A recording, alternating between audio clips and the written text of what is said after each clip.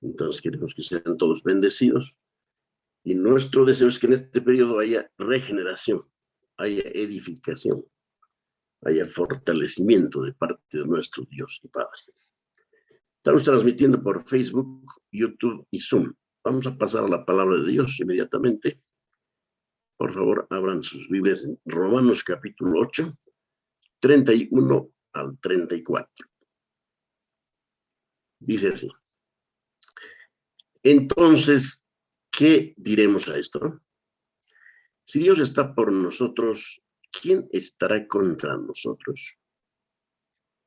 El que no negó ni a su propio Hijo, sino que lo entregó por todos nosotros, ¿cómo no nos dará también junto con él todas las cosas? ¿Quién acusará a los escogidos de Dios? Dios es el que justifica. ¿Quién es el que condena? Cristo Jesús es el que murió. Sí, más aún el que resucitó, el que además está a la diestra de Dios, el que también intercede por nosotros. Amén. Padre Celestial, oramos a ti, humillándonos, sabiendo que nosotros, Señor, no hay recursos por nosotros mismos. Te rogamos humildemente, Señor, que nos enseñes tu preciosa palabra, que por tu Espíritu obres en todos los oyentes. Gracias, Dios. A ti sea la gloria por todos los siglos. Amén. Amén, hermanos. Vamos a ver entonces esta elección particular ya en la recta final de esta serie. Estamos tocando estos 5 puntos. Este es el segundo. Y con el quinto hemos de terminar Dios mediante. Amén. Entonces Pablo está hablando aquí, hermanos, de que hay un grupo en los seres humanos que Dios ha escogido. Se llaman los escogidos de Dios. Y de ellos dice, ¿quién puede estar contra nosotros? ¿Quién puede acusarnos efectivamente? ¿Quién puede triunfar contra nosotros? Nadie. Entonces la pregunta, ¿quién acusará a los escogidos de Dios? Es muy importante. Dios tiene sus escogidos y todos deben saberlo. Bien, cuando se escucha la palabra calvinismo, de inmediato surge la pregunta, ¿se refiere a la predestinación? Hay una obvia conexión en los dos términos. Calvinismo, no muy apreciado por muchos, y el otro, pues hermanos, que conecta con esto, que es la predestinación. Hay una conexión. El calvinismo histórico se afianza a esta doctrina bíblica. Sin embargo, notemos que Juan Calvino no fue el primero en considerar esta doctrina. Martín Lutero lo hizo antes y Agustín mucho antes.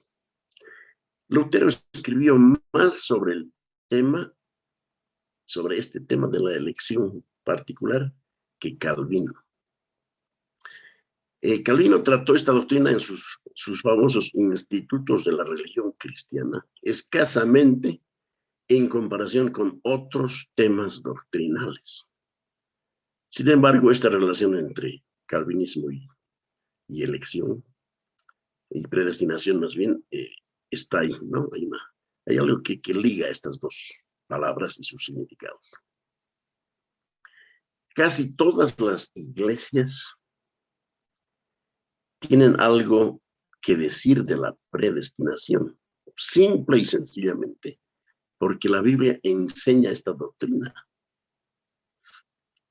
¿no? Ninguna teología bíblica la puede evitar ni ignorar. Está escrita ahí, ¿no? Es la elección particular. Está dentro de la soberanía de Dios. Amén. Vamos a ir a otro texto que toca directamente este tema, Efesios 1, 3 al 12.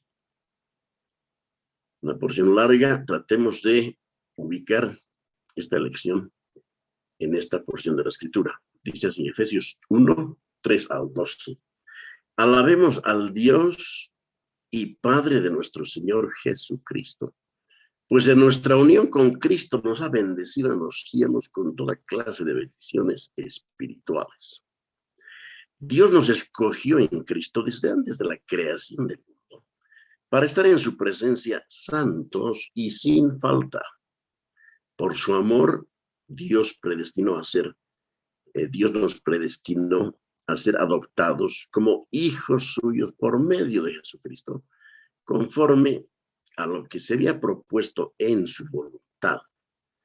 Por esta causa, alabamos siempre a Dios por su gloriosa bondad, con la cual nos bendijo mediante su amado Hijo. En su gran amor, Dios nos ha liberado por la sangre que su Hijo derramó y ha perdonado nuestros pecados. Dios nos ha mostrado su amor, dándonos toda sabiduría y entendimiento, y nos ha hecho conocer su designio secreto, o sea, el plan que Él mismo se había propuesto llevar a cabo. Según este plan, que se cumpliera fielmente a su debido tiempo, Dios va a unir bajo el gobierno de Cristo todas las cosas, tanto en el cielo como en la tierra. Dios nos había escogido de antemano para que por nuestra unión con Cristo recibiéramos nuestra parte en la herencia de acuerdo con el propósito de Dios, que todo lo hace según su buen parecer. Y lo ha hecho así a fin de que nosotros, que fuimos los primeros en poner nuestra esperanza en Cristo, vivamos para que Dios sea alabado por su grandeza. Amén. Está hablando, hermanos, desde la eternidad. Allí ha sucedido algo. Hubo en la eternidad lo que se conoce como el consejo de su voluntad, o sea, el consejo de la voluntad de Dios. ¿No? Ahora, no preguntamos, ¿enseña la Biblia la predestinación? Sino, ¿qué enseña la Biblia sobre la predestinación? Esa es la pregunta. Y básicamente se habla de un destino previo, un destino en un punto hacia el cual nos dirigimos. Por ejemplo, cuando compramos unos boletos para viajar, la idea no es a cualquier parte. No decimos, a ver, véndame 2 tickets. ¿A dónde quiere ir? No importa, véndame 2 tickets. Cualquier agente de viajes se incomodaría, ¿no? No vamos a ningún lado, vamos a algo concreto. Cuando agregamos el prefijo pre a la palabra destino, hablamos de algo que ocurre antes del destino. El pre, o sea, este prefijo, se relaciona con el tiempo.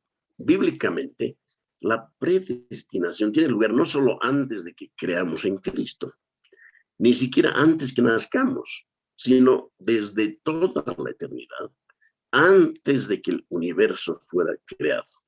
O sea, estar en la mente del Dios eterno, en un plan concebido antes de crear el universo y antes de empezar nosotros a ser formados en el vientre de nuestra madre, es algo demasiado asombroso.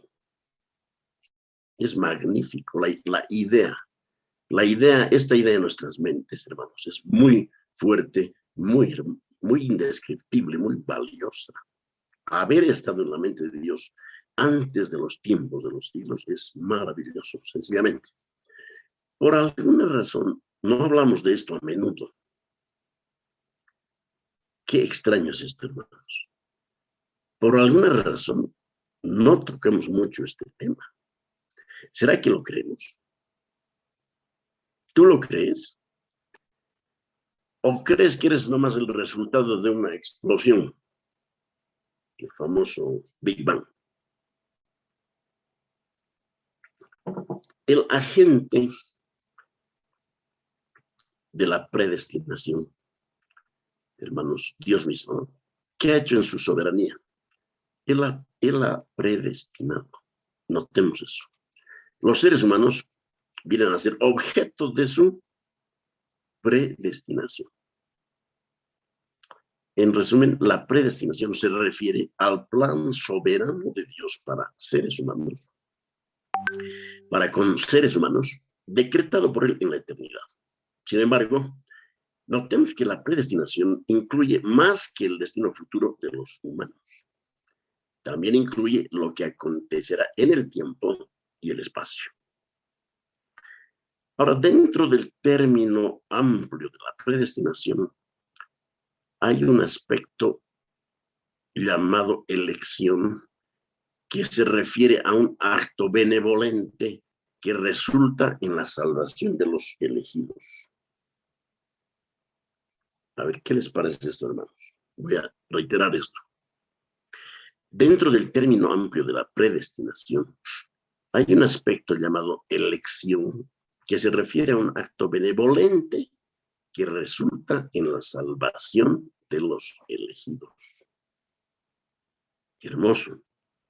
La elección también tiene que, de algún modo, tiene que ver, tiene más bien un lado negativo.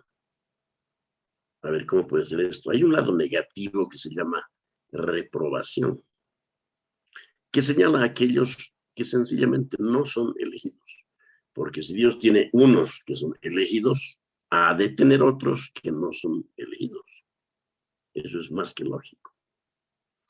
Entonces podemos definir la predestinación en términos generales, más o menos así. Desde toda la eternidad, Dios decidió salvar a algunos miembros de la raza humana y dejar que el resto de ella perezca. Dios tomó una decisión, eligió a algunos individuos para ser salvos, para la bendición eterna en el cielo, y a otros los dejó pasar o los pasó por alto. Ahora veamos esta pregunta que es muy importante. Este acto divino de elegir seres humanos para salvarlos de su condición caída, ¿es condicional o es incondicional? ¿Decide Dios sobre nuestras vidas? Primera pregunta. Sí, Él tiene decisión y derecho absoluto sobre todo ser humano. De Jehová es la tierra y su plenitud, el mundo y los que en él habitan. Ahora, este es un tema de cuidado. Por un lado, Dios nos elige antes de nacer, y por el otro, sabía ya todo sobre nosotros. Dios no aprende ni se entera de nada. Dios sabía cómo viviríamos nuestras vidas. ¿Tiene en cuenta Dios ese conocimiento cuando toma su decisión de elegirnos? Esta es una gran pregunta. Una vez más, ¿tiene en cuenta Dios ese conocimiento previo, ese conocimiento exacto, abierto, pleno que Él tiene de nuestras vidas, de principio a fin? ¿Lo toma en cuenta cuando toma su decisión de elegirnos? La pregunta también es esta: ¿en qué basa Dios su decisión de elegir a unos y no a otros? Tenemos que hablar de esto. Obviamente la respuesta está en la Escritura. La palabra incondicional, aquí es clave en la teología reformada. Porque digamos que muchas iglesias enseñan que la elección depende de si se cumplen ciertas condiciones. Estamos hablando del hombre. Si el hombre cumple ciertas condiciones, hay elección. Y la presciencia, que es su punto de apoyo, es que Dios mira desde la eternidad y sabe de antemano quién ejercerá la fe y quién no en la palabra de Dios. Uno de sus textos de prueba es este, Romanos 8:29. Porque a los que antes conoció, también los predestinó. Por tanto, ese conocimiento debe ser la base de la predestinación, que Dios haya conocido algo. Pero Romanos 8:29 no habla de Dios conociendo algo, sino conociendo a algunos, que es muy diferente. Porque a los que antes, no dice porque lo que antes conoció. Dice, porque a los que antes conociste seres humanos. Romanos 8:29 no habla de ninguna condición previa. Solo dice que antes de elegirlos, Dios los tiene en mente como objetos de su elección. Esa es la idea en Romanos 8:29 y en todo lugar.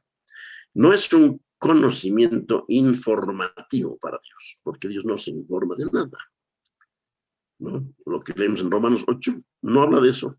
Habla de un conocimiento afectivo. Por favor, notemos eso para no olvidarlo. Es un conocimiento afectivo. En otras palabras, es un conocimiento de amor.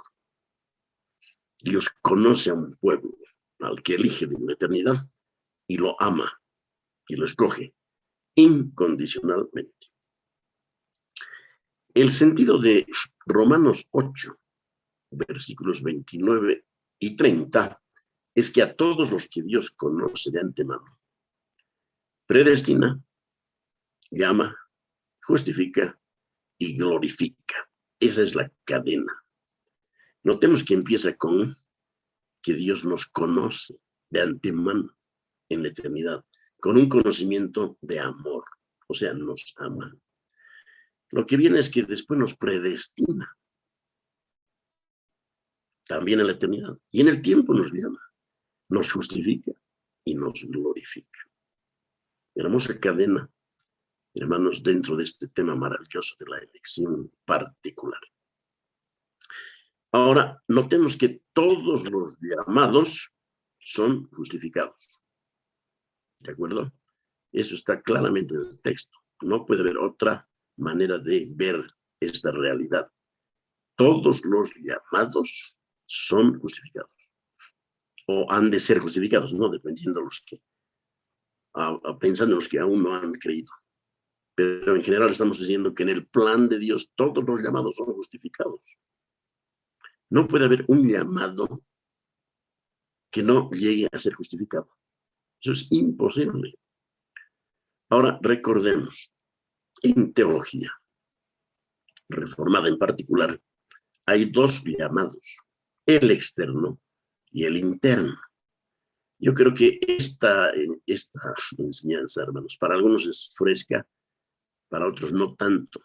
Por eso es necesario repetir, y hay que hacer el ejercicio de tomar, de poseer, ¿ya? Hay que abrazar lo que estamos oyendo de la Escritura.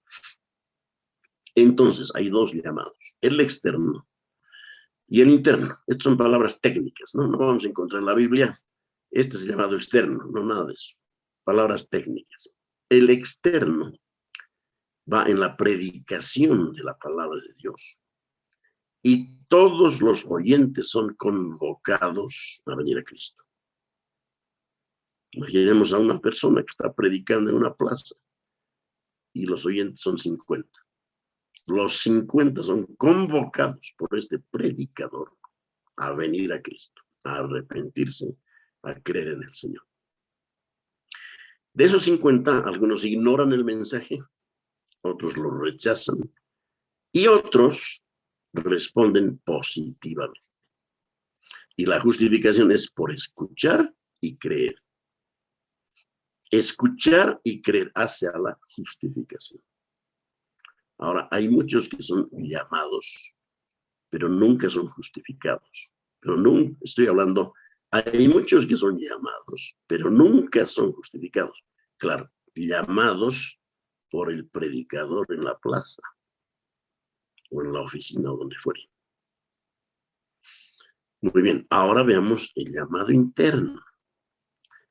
Todos los que oyen su llamado, es decir, el llamado de Dios. El llamado interno es el llamado de Dios. El llamado externo es el llamado del predicador, del cristiano que predica en un lugar a una, dos o más personas. Todos los que oyen su llamado son justificados, porque dice, y a los que llamó, a estos también justificó. Versículo 30. Aquí no hay, se me escapó, no hay eso. De los que me diste, ninguno se perdió, sino el hijo de perdición para que la escritura se cumpliese. Muy bien, ahora veamos un poco del Ordus Salutis, el orden de salvación.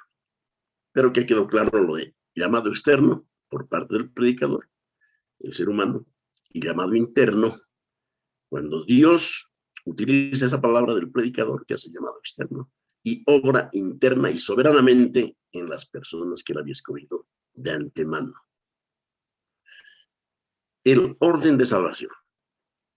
El orden de salvación hay varias descripciones de este orden en varios teólogos. No coinciden plenamente todos.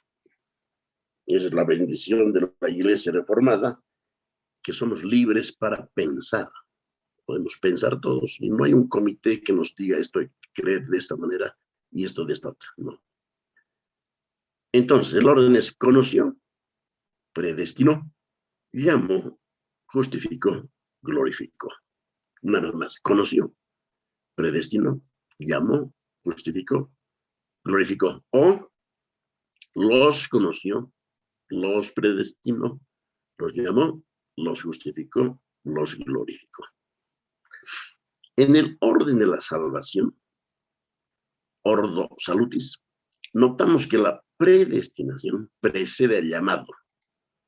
Si podemos graficar esto en nuestra mente, por lo menos decimos y observamos que en este orden la predestinación precede al llamado. Obvio, ¿no? La predestinación es en la eternidad, el llamado es en el tiempo. Asimismo, está claro que solo los predestinados son justificados. Ya que la justificación es por fe, solo los predestinados tendrán el don de la fe. Amén. Por otro lado, los de Arminio y Pelagio tal vez sostienen que fuimos elegidos porque vio Dios que tendríamos fe. Oh, qué declaración, hermanos. Contraria a la Escritura. ¿Qué sostienen? Que nosotros fuimos elegidos porque Dios vio en la eternidad que tendríamos fe. Qué cosa seria, ¿no?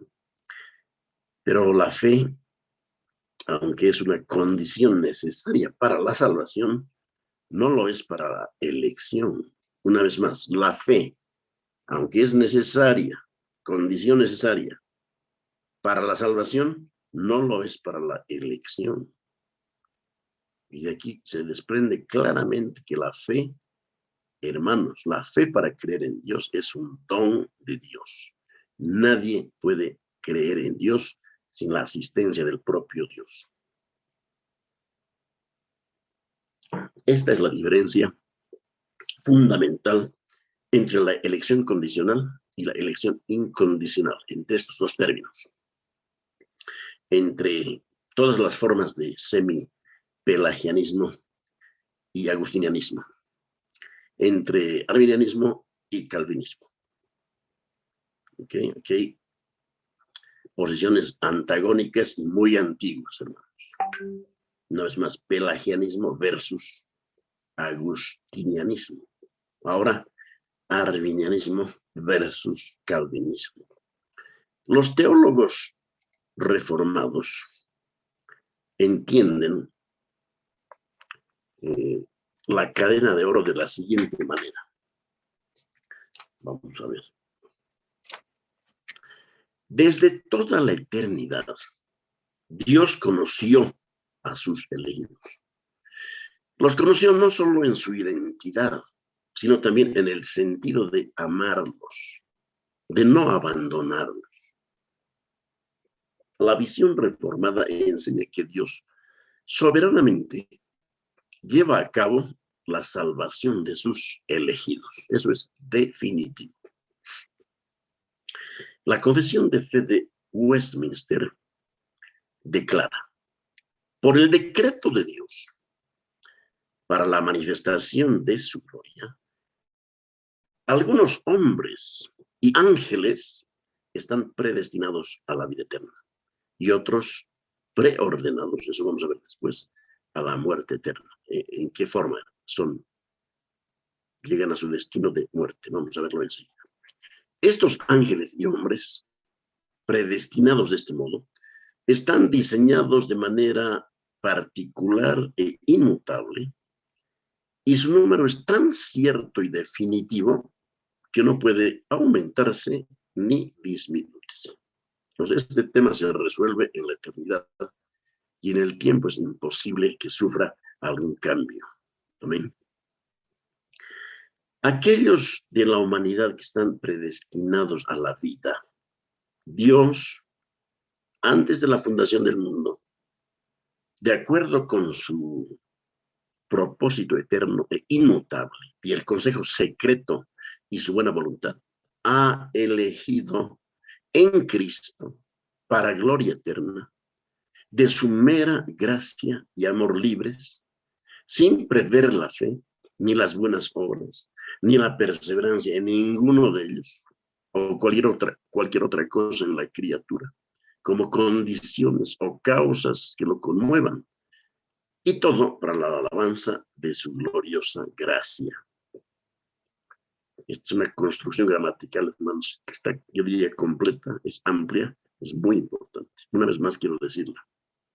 Aquellos de la humanidad que están predestinados a la vida, Dios, antes de la fundación del mundo, de acuerdo con su propósito eterno e inmutable y el consejo secreto y su buena voluntad, ha elegido en Cristo para gloria eterna, de su mera gracia y amor libres, sin prever la fe, ni las buenas obras, ni la perseverancia en ninguno de ellos, o cualquier otra cosa en la criatura, como condiciones o causas que lo conmueven.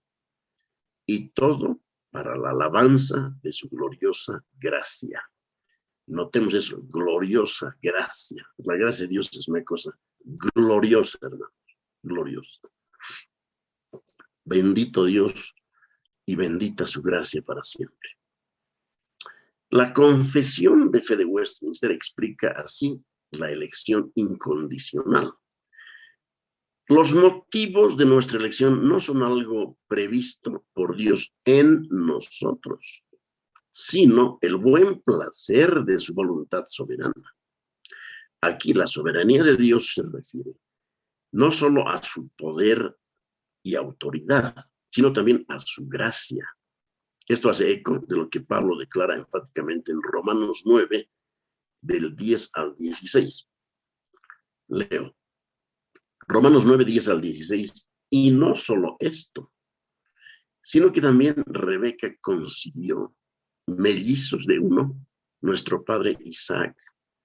Porque cuando aún los mellizos no habían nacido y no habían hecho nada, ni bueno ni malo, para que el propósito de Dios conforme a su elección permaneciera, no por las obras, sino por el que llama, se le dijo a Rebeca, el mayor servirá al menor, tal como está escrito, a Jacob amé, pero a Esaú aborrecí.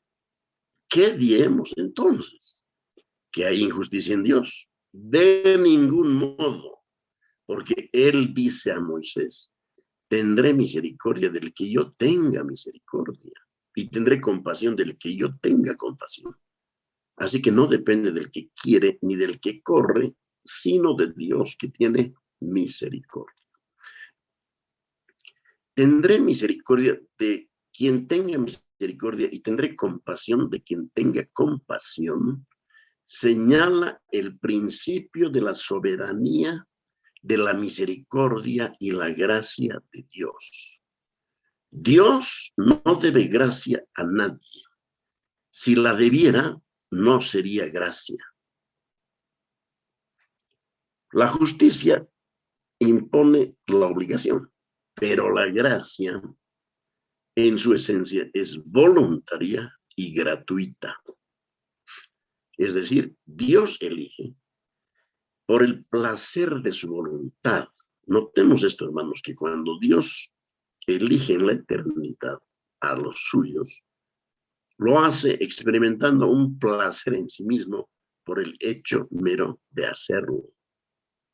Esa es una doctrina absolutamente bíblica, por el placer de su voluntad o por su buen beneplácito. Amén. Efesios capítulo 1 3 al 5.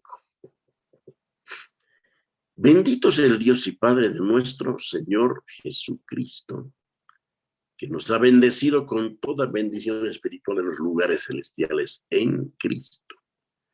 Porque Dios nos escogió en Cristo antes de la fundación del mundo, para que fuéramos santos y sin mancha delante de Él. En amor nos predestinó para adopción como hijos para sí, mediante Jesucristo, conforme a la buena intención de su voluntad. Algunos dicen que esto ha sido arbitrario, pero no, esto no cabe en lo arbitrario, porque Dios, para comenzar, no es arbitrario. Una elección arbitraria se hace sin ninguna razón. Eso es arbitrario, sin ninguna razón, sin ningún propósito. Aunque la teología reformada insiste en que la elección de Dios no se basa en nada previsto en la vida de los individuos, esto no significa que Él haga la elección sin ninguna razón en absoluto. Por favor, hermanos, entendamos esto. Estoy diciendo que aunque la teología reformada insiste en que la elección de Dios no se basa en nada previsto, o sea, que Dios prevea anteladamente en la vida de los individuos elegidos. Esto no significa que Él haga la elección sin ninguna razón en absoluto. Simplemente significa que la razón no es algo que Dios encuentra en nosotros. Él tiene una razón para elegirnos, sí, pero esa razón no está en nosotros. En su inescrutable y misteriosa voluntad, Dios elige por razones que solo Él conoce. Entonces, dos cosas aquí. Dios tiene razones para elegir, sí. ¿Están en nosotros? No.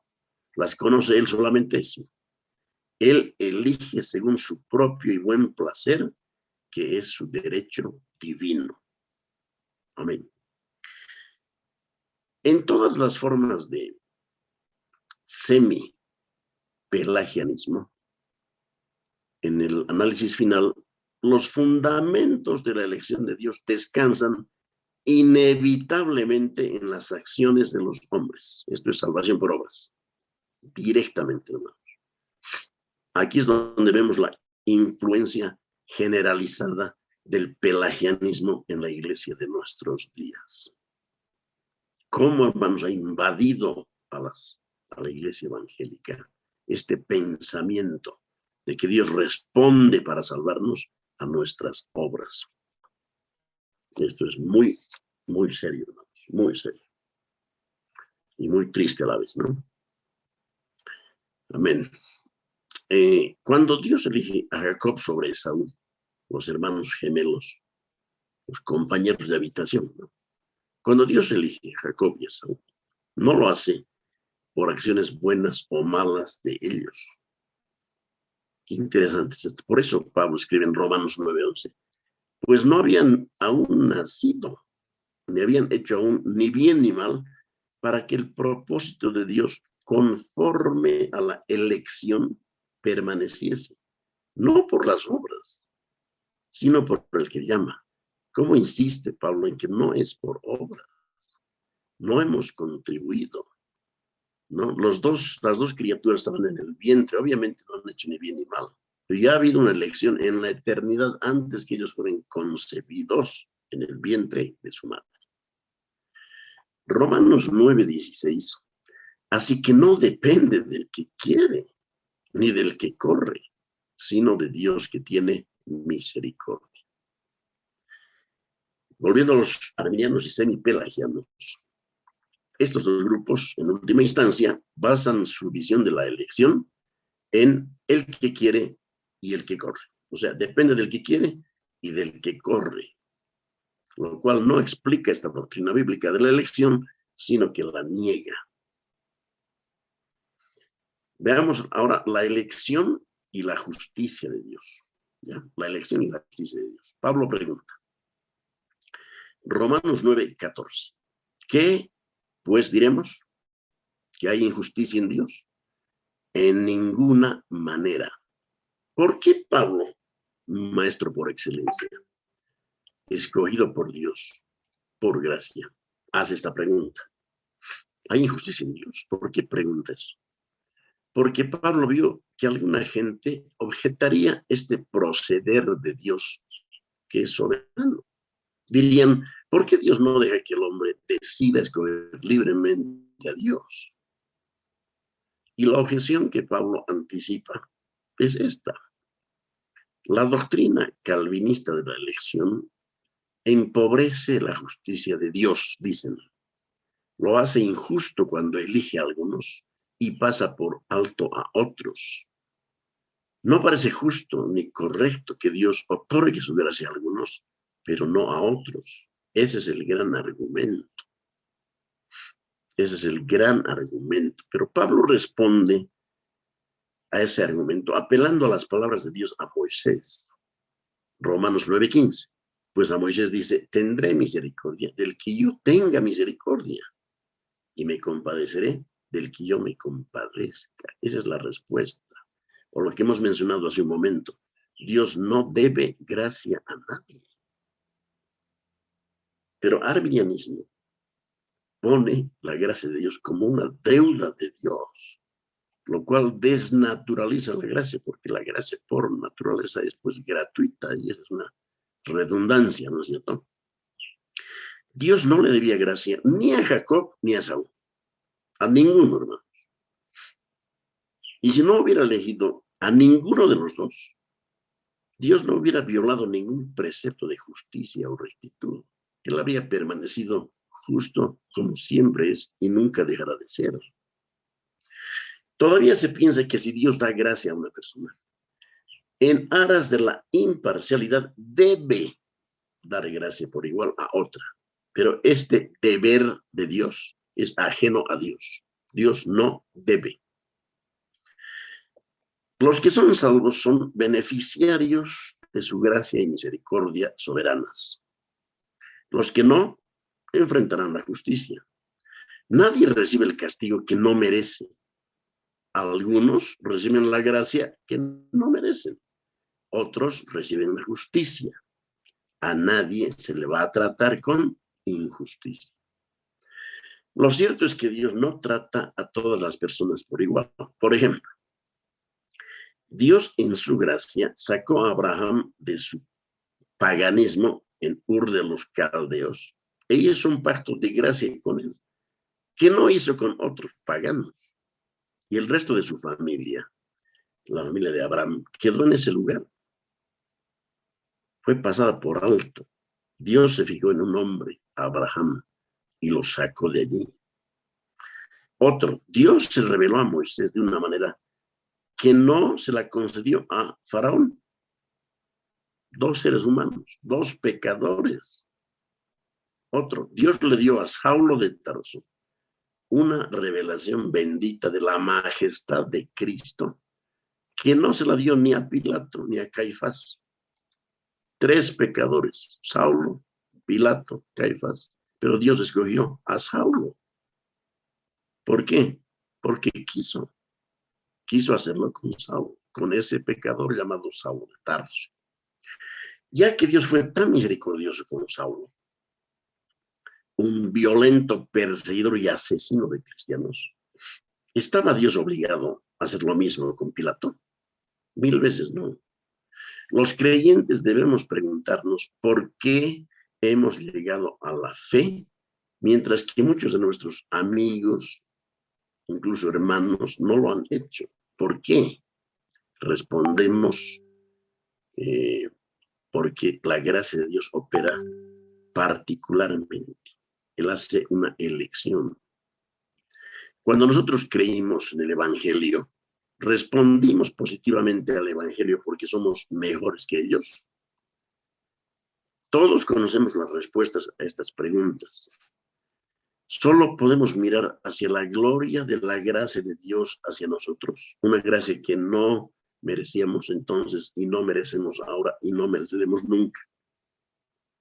Cuidado con estar albergando un orgullo secreto creyendo que merecimos la salvación. Sería un gran insulto a la gracia de Dios y un monumento a nuestra ignorancia y arrogancia.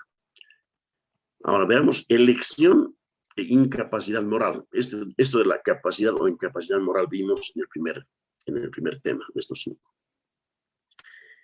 Elección e incapacidad moral. Aquellos que creen en la elección condicional creen en el aporte de sus méritos para su salvación, lo cual supone que las personas caídas son moralmente capaces de responder positivamente al Evangelio. Que el pecado original, aunque ha debilitado la voluntad, no la ha hecho incapaz de inclinarse a las cosas de Dios. Y ahí la posición de la capacidad moral del pecador. Cuando la Biblia enseña la incapacidad absoluta del pecador para acercarse a las cosas de Dios. El hecho es que si uno está de acuerdo con la doctrina de la corrupción radical, que es el punto 1, entonces le sigue naturalmente una elección incondicional. Lógico, pues, hermanos, incondicional, porque si la corrupción es radical, ¿qué tenemos ahí? En la corrupción radical no hay nada bueno para extraer que aporte a la salvación. Si la visión de la reforma del pecado original es correcta, entonces Dios no vería a ninguna criatura caída elegir a Cristo en el futuro. Esa corrupción no se lo permite, se lo impide. Dios sabría por toda la eternidad que, dejados a sí mismos, las criaturas caídas no elegirían a Cristo. Hermanos, que las criaturas caídas, sin la asistencia o la gracia de Dios, no han de ir a Cristo. Eso es segurísimo. Que vayan a Cristo en esa condición es imposible, porque hay una enemistad inherente entre Dios y la criatura caída. El Evangelio de Juan muestra que Cristo habló de esto tan claramente, hermanos, que perturbó a sus oyentes. Escuchemos, Juan 6, 64 al 68. Pero hay algunos de vosotros que no creen, porque Jesús sabía desde el principio quiénes eran los que no creían y quién le había de entregar. Y dijo, por eso os he dicho que ninguno puede venir a mí si no le fuere dado del Padre.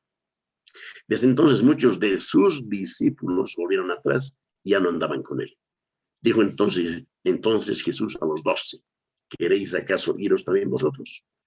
Le respondió Simón Pedro, Señor, ¿a quién iremos? Tú tienes palabras de vida eterna. Jesús dice entonces, hermanos, claramente, que nadie puede venir a él sin una concesión del Padre. Juan relaciona esto con el comentario de que Jesús conoció desde el principio a aquellos que no creían y lo traicionarían. Él sabía que no iba a entregar. Nuevamente, la reacción a la enseñanza de Jesús es muy importante, es muy reveladora. Muchos de sus discípulos lo abandonaron. ¿Por qué se sintieron ofendidos por las palabras de Jesús? Porque les señaló pues su incapacidad moral. Y esta doctrina ha ofendido a muchos.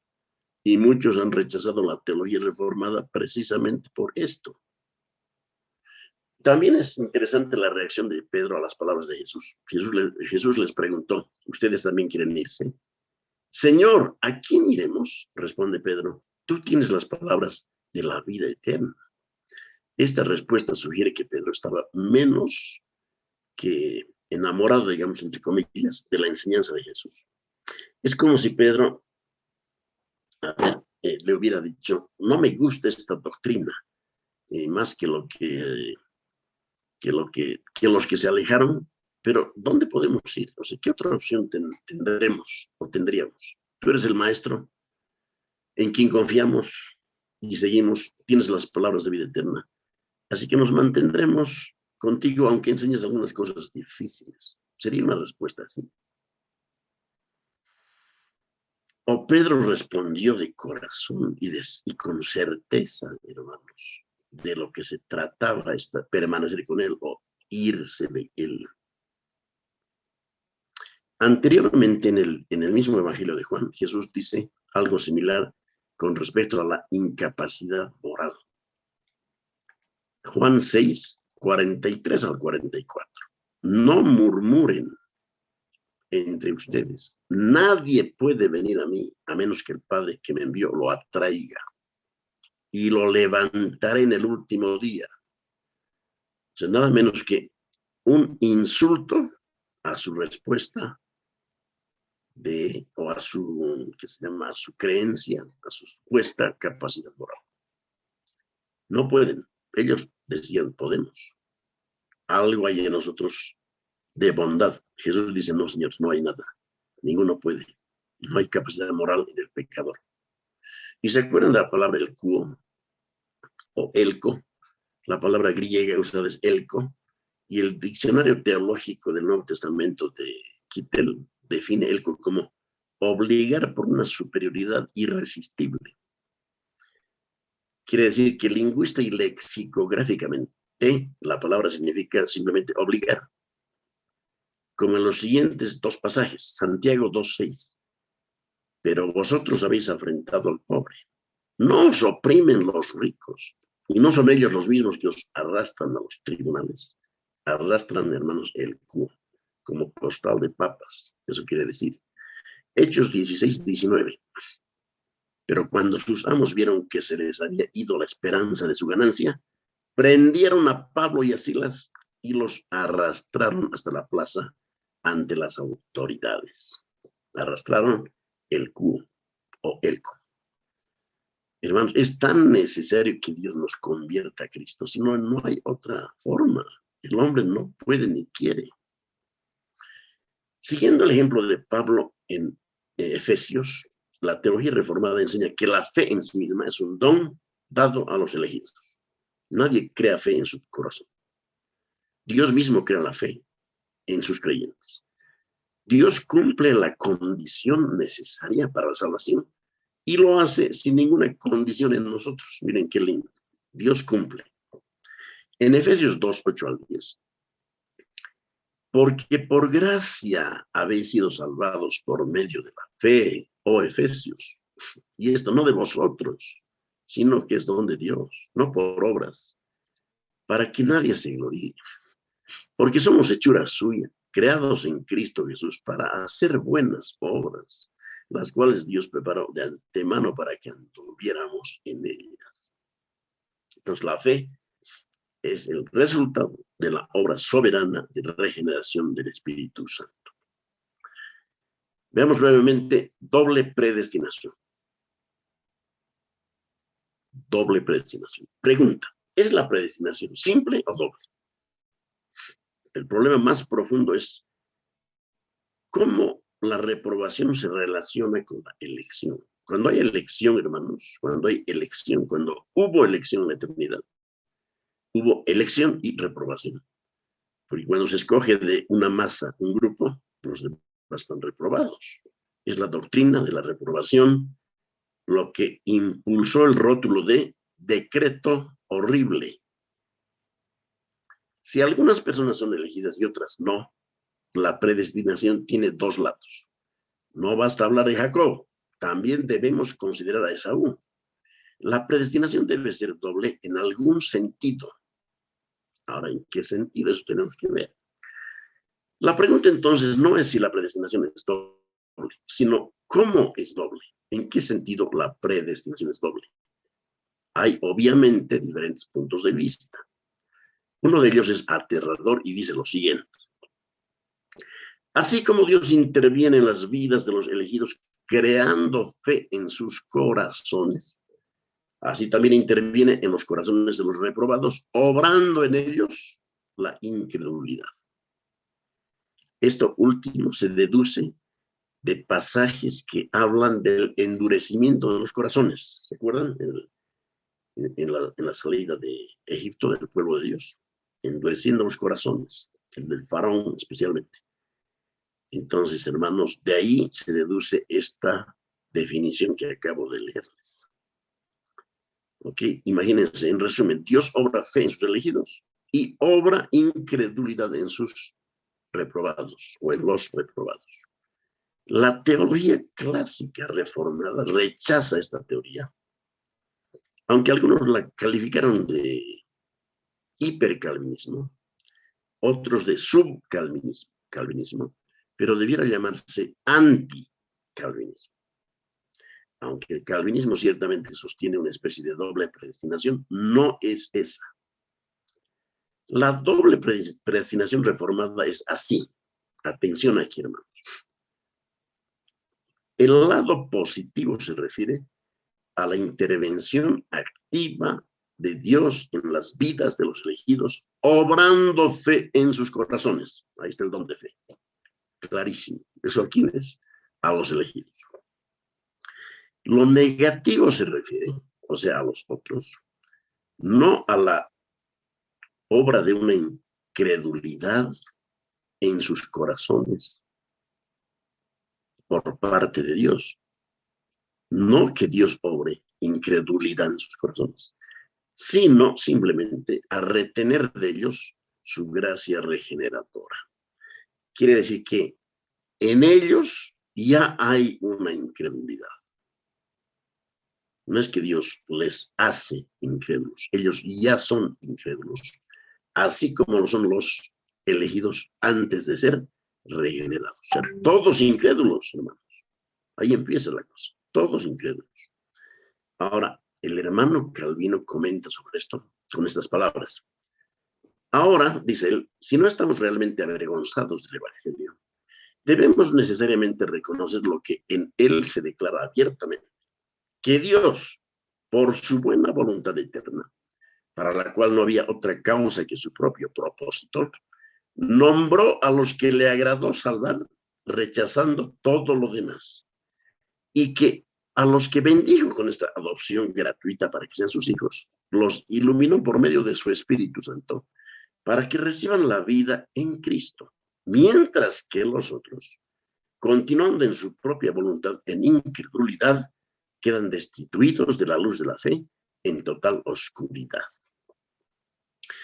Para Calvino y otros reformadores, Dios pasa por los reprobados, dejándolos. Esa es la idea.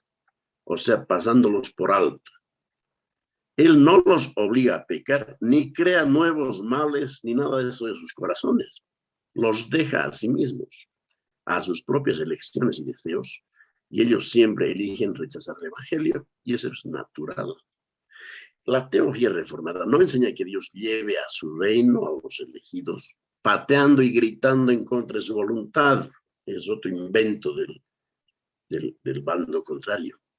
Enseña que Dios trabaja en los corazones de los elegidos para que estén dispuestos y complacidos de venir a Cristo. Vienen a Cristo porque quieren hacerlo porque Dios ha creado en sus corazones un deseo por Cristo.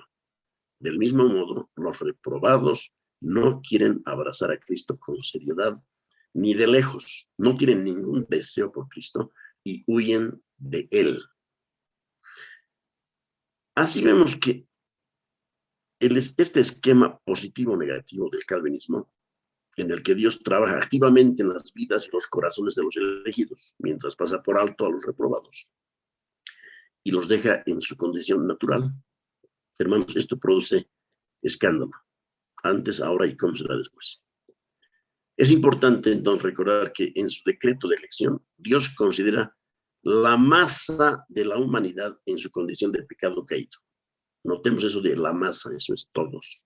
Él elige redimir a algunas personas de esta condición y dejar el resto en esa condición.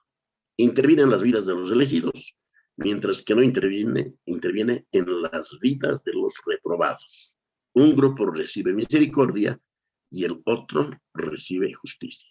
Dios muestra su amor por los escogidos, aquellos a quienes ama con su amor de complacencia, reciben su misericordia. Concluimos que la elección de la cual habla la Biblia es incondicional. Las acciones previstas de los elegidos no hacen que sean elegidos o proporcionen los motivos de su elección. Las condiciones para la salvación o la justificación son efectivamente cumplidas por el creyente, pero se cumplen porque Dios provee estas condiciones para ellos por su gracia soberana. Y terminamos con Apocalipsis 5:9, que dice: y cantaban un nuevo cántico, diciendo: digno eres de tomar el libro y de abrir sus sellos, porque tú fuiste inmolado y con tu sangre nos has redimido para Dios de todo linaje y lengua y pueblo y nación. Amén. Fíjense que dice: nos has redimido para Dios de todo. Dios ha extraído de todo linaje, lengua, pueblo y nación un grupo particular, elegidos por gracia, por la soberanía y el amor de Dios. Esos son los creyentes en Cristo. Un grupo extraído de la masa.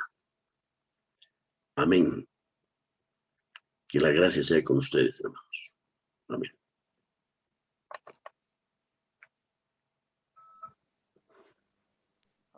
Amén, amén, Angelito.